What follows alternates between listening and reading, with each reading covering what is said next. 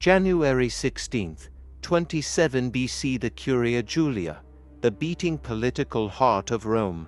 The heavy bronze doors are bolted shut. Inside the cavernous, marble-lined hall, the most powerful men of the ancient world sit in terrified, suffocating silence. Before them stands a 35-year-old warlord named Gaius Octavius. He is the adoptive son of Julius Caesar. His hands are stained with the blood of a brutal, decades-long civil war. His legions encircle the city. His wealth surpasses the treasury of the state. By all conventional political logic, this is the moment he should draw his sword, declare himself a tyrant, and subjugate the republic through brute force. But Octavius does not draw his sword. Instead, he speaks. He renounces all his power. He surrenders control of the armies, the provinces, and the treasury back to the Senate. He begs to retire as a simple, private citizen. The senators weep. They tear their garments.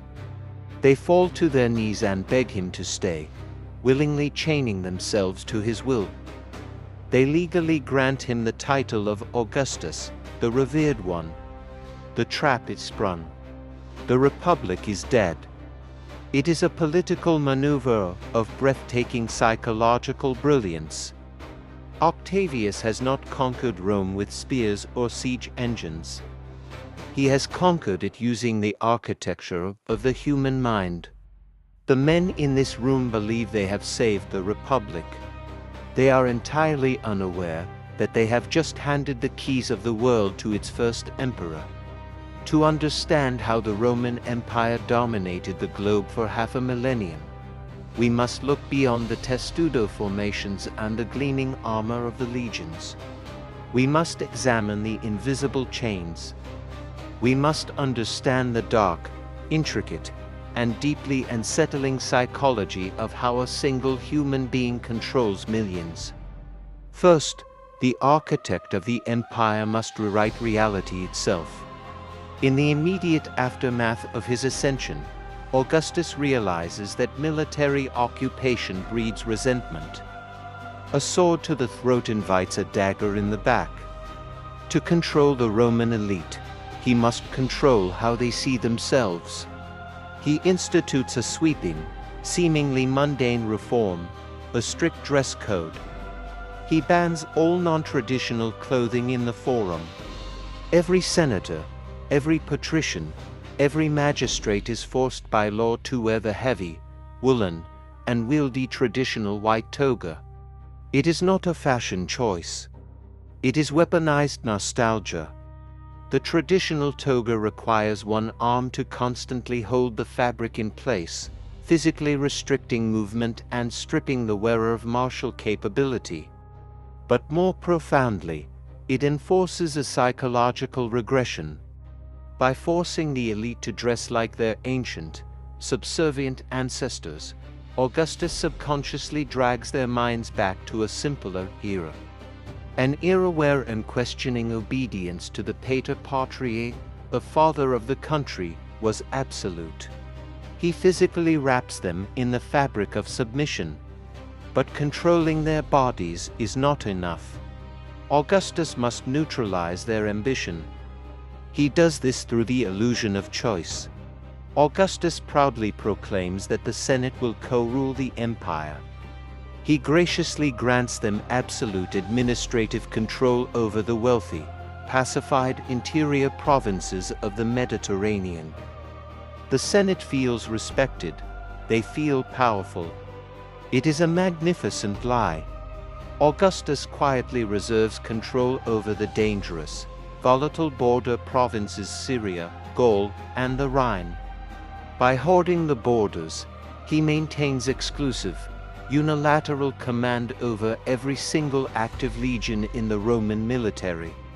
He gives the Senate the ledgers, but he keeps the swords.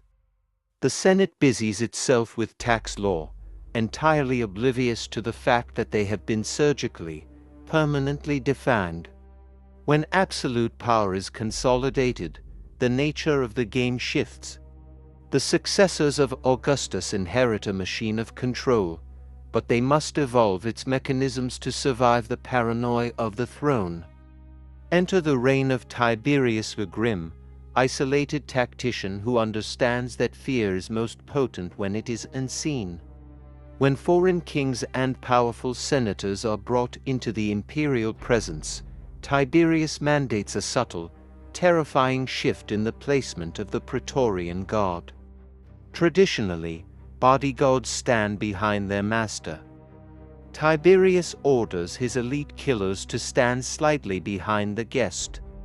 It is a microscopic spatial adjustment, but the psychological effect is devastating.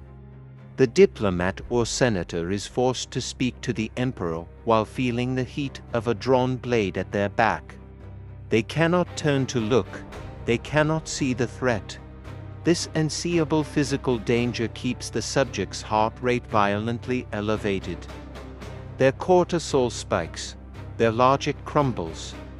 They are broken and compliant before the negotiation even begins. Decades later, the Emperor Caligula will push this psychological warfare into the realm of profound economic terror. Caligula recognizes that a senator's confidence is tied directly to his wealth.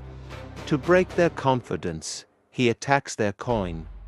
He forces the Roman elite to present him with their personal minted fortunes. Caligula inspects the gold.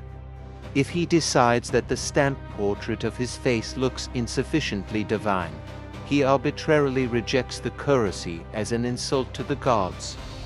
The senators are trapped. They are forced to melt down and recast their entire family fortunes to appease his manic vanity. It is an economic ego trap. Caligula proves that their financial survival, their very ability to buy bread and pay debts, is tethered completely and arbitrarily to his shifting moods. Yet the most profound weapon in the imperial arsenal is not economic. It is not even violent. It is the weaponization of mercy. This brings us to the deep psychological core of Roman imperial control. When an empire spans 3 continents, rebellions are inevitable. Generals will mutiny. Senators will plot. The instinct of a standard tyrant is to execute the traitor and mount their head on a spike. But the greatest emperors, from Julius Caesar to Marcus Aurelius, understand a terrifying truth about human nature. A dead martyr inspires 100 new rebels. Instead, they deploy clementia, mercy.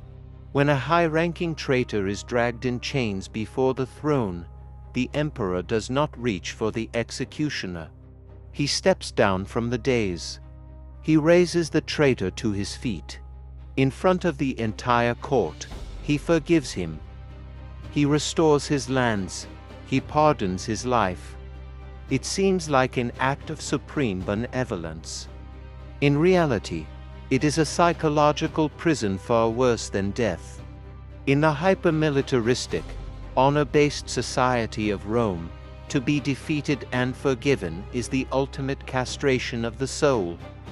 The rebel's honor is permanently destroyed. They are bound in a socially paralyzing, inescapable debt of gratitude to the man they tried to kill. If they rebel again, they are not a freedom fighter. They are an ungrateful monster. The emperor does not just spare their life. He steals their dignity, parading them through society as a living, breathing monument to imperial supremacy. As the centuries bleed forward, this mastery of the mind extends from the individual to the physical environment itself. The emperors learn to build their subjugation out of stone and marble. The Palatine Hill under Nero and Domitian becomes an architecture of agoraphobia. When a subject is summoned to the imperial palace, they do not simply walk through a door. They are forced to traverse massive, sweeping, exposed courtyards of blinding white marble. For hundreds of yards, they are entirely alone, observed by thousands of unseen eyes from the balconies above. They are made to feel microscopic. Then, suddenly, the vast openness ends. They are funneled into dark, claustrophobic, heavily guarded choke points. The transition from agoraphobic exposure to suffocating containment violently scrambles the human nervous system. By the time the subject reaches the throne room, their confidence is shattered. The Emperor Heliogabalus pushes this physical subjugation further, pioneering the art of sensory overload. In enclosed, windowless audience chambers, he burns overwhelming amounts of exotic incense and heavy, suffocating perfumes imported from the deep east. When political rivals are brought before him, the thick air physically disorients them. The sensory assault induces mild nausea, watering eyes, and a desperate, primal urge to simply escape the room. Through sheer olfactory trauma, Heliogabalus secures total, immediate compliance. But what happens when an emperor wants to control not just the living, but the dead? If an official commits an unforgivable crime against the state, the emperor invokes damnatio memoria, the condemnation of memory. Their statues are smashed. Their names are meticulously chiseled out of the stone arches. Their faces are scraped from the frescoes. Modern observers often misinterpret this as a primitive attempt to make the public forget. It is the exact opposite. The emperor deliberately leaves the shattered base of the statue in the forum. He ensures the deep, ugly gouge where the name used to be remains highly visible on the monument. It is not an erasure. It is a permanent, gaping wound in reality itself. It serves as a lingering, silent scream to the living populace. It proves that the emperor does not just control the physical world, he controls history. He can reach back in time and erase your very existence, leaving only a terrifying void as a warning to your children. This total control extends finally to the masses, the seething, dangerous mob of Rome. The emperors famously used panem et circenses, or bread and circuses, to keep the poor distracted. But the brilliance of the games was not in the entertainment. It was in the delay. Under emperors like Commodus, 80,000 citizens pack into the Colosseum at dawn. But the emperor does not start the games. He makes them wait. He leaves the mob baking in the sweltering, oppressive heat of the Roman summer for hours. Thirst sets in, agitation mounts. The crowd reaches a fever pitch of desperation. Only then does the emperor raise his hand. Only then do the shaded awnings roll out. Only then does the water flow and the spectacle begin. The crowd does not just feel entertained, they feel saved. By deliberately manufacturing their suffering, the emperor conditions the mob to feel an overwhelming, desperate gratitude for his relief. He is not a politician providing a service. He is a god providing salvation. And godhood is the final horizon of imperial control. Yet the smartest emperors never claim to be full gods while they are breathing. That invites assassination. Instead, they claim to be the Divifilius, the son of a god. By deifying their dead predecessors, they control the masses through the promise of a pending, immortal dynasty. They leverage the deep human psychology of future divine wrath over current political reality. They are not ruling a government, they are managing a cult. The Roman Empire did not survive for 500 years simply because its swords were sharper or its walls were thicker. It survived because its emperors were the undisputed masters of human psychology. They understood that true power is never taken by force.